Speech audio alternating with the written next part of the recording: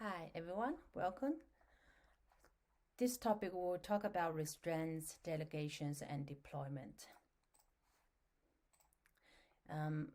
Firstly, you can download the template under the descriptions. This presentation is for the purpose of private study and research. I have used Kaplan, UWorld, Registered Nurse, RN, NCSB, and other resource for my NCLEX RN preparation and as well for these presentations.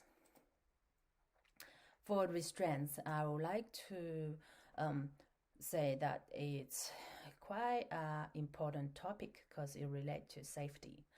The question could be appear in several forms with this with the restraints. They could ask, say, before you even thinking about restraints, what can you do?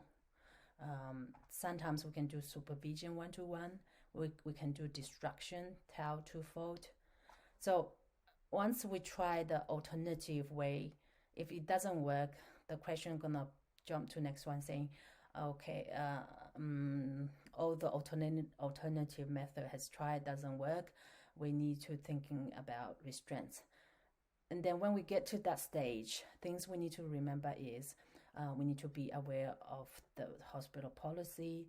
We need to know that telephone order is not okay at this for restraint. Physician need to be physically present, and then we need a valid reason for the restraints. The valid reasons here, for example, is post-cleft lip repair, then apply arm restraints. Well, not okay for restraints. A patient has post-tonsillectomy. There's no reason for restraining in these situations. And then type of restraints that we're gonna use, for example, as we mentioned, like elbow restraints, and then chemical restraints. For physical, such as elbow restraints, consider not a restraint. Railways up to prevent patient fall, close rib on infant. They are not considered restraint. Chemical restraints such as lorazepam, but lorazepam for PRN for anxiety treatment is not considered a chemical restraint. Then afterwards, we think about, okay, we have applied the restraints. What do we need to do? As a nurse, we do lots of caring. The most important thing is to check the restraint has been applied correctly. We do skin integrity, circulation every 30 minutes. We do toileting, reposition, range of motion, food and fluid every 2 hours. For the time frames, I have made another presentation about time frame every how many hours. Feel free to look at my other presentations. So the question could be also asking what not consider a restraint. So they give you let's say 5 conditions and then tick the one that's considered valid reason for restraint. That's pretty much what this means. Delegations can be quite tricky too, because we got UAP, LPN, LVN, RN. The role, of course, we all know UAP, we need to give standard unchanging procedure. And LPN, we give stable patient with predicted outcome. And then assess and gather on stable client with expected outcome, then report finding. For RN, it's pretty much unstable with unexpected patient, the most severe conditions. Words that usually apply to UAP: assist, remind, reinforce, notify, tell, report.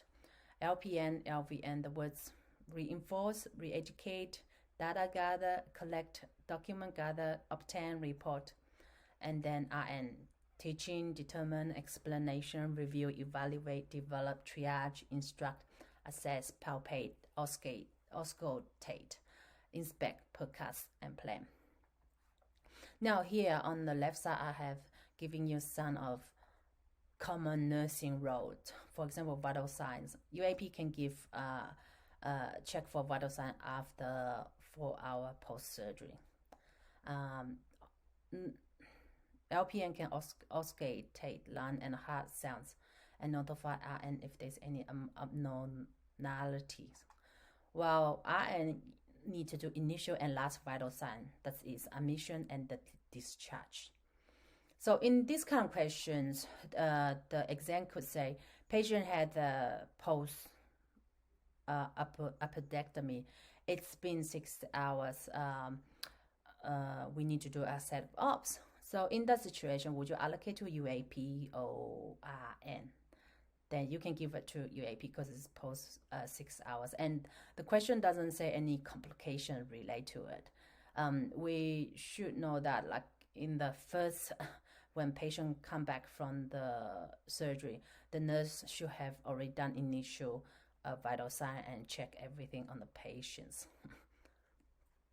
Medications, I leave a blank with the UAP because I haven't, in the exam question, I haven't seen one where UAP given medications. So, feel free to leave me a comment if you have seen a notes that say UAP gives certain type of medications. So LPN, LVN can give nebulizer, NG tubes, subcut IM for stable client. They can monitor a blood transfusion but not handle it. RN need to give IV, TPM, PIC, blood transfusions, PRM meds, and assess line patency. So the reason for so the LPN, for example,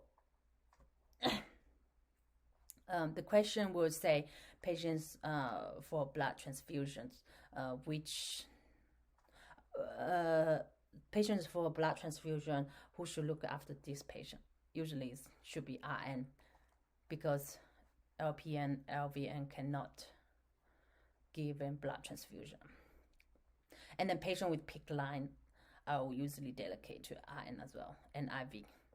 Let's say a patient needs IV antibiotics due, and then of course RN's gonna delegate to the RN.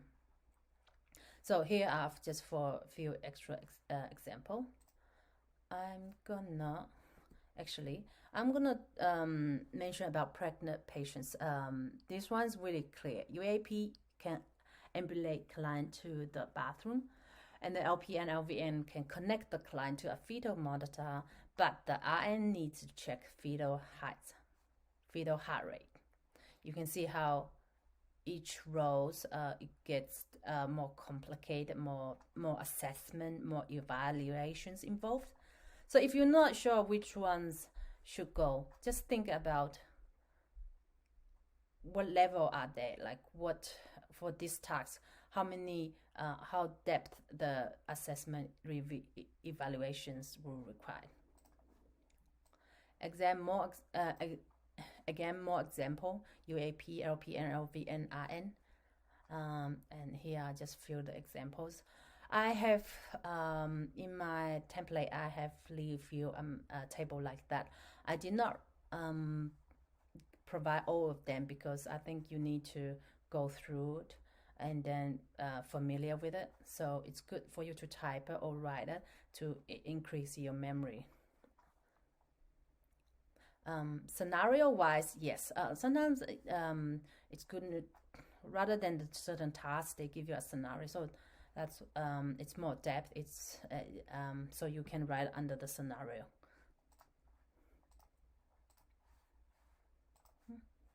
Okay, deployment.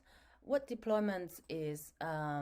If a patient, if a nurse is going to other wards to help out, then they are not the expertise in that field. What kind of patient they can look after? I have organized them according to task, disease, pre-surgery, and post-surgery. Pre-surgery, appendectomy is quite a common surgery, so most nurses should able to look after that kind of patients. Again, disease, asthma, sickle cell crisis, diabetes. Sickle cell crisis, yes, should be cool. Okay, because it's IV fluid. and then diabetes, and they are quite common disease. Then not suitable patients. For example, diagnosis with sepsis, overinfection into septic shock. These are unstable patients and should not give to the new nurses who are come to the ward. And then again, this is unstable patient and it's the complications occurring. So it's better to give more qualified, familiar nurses in the ward.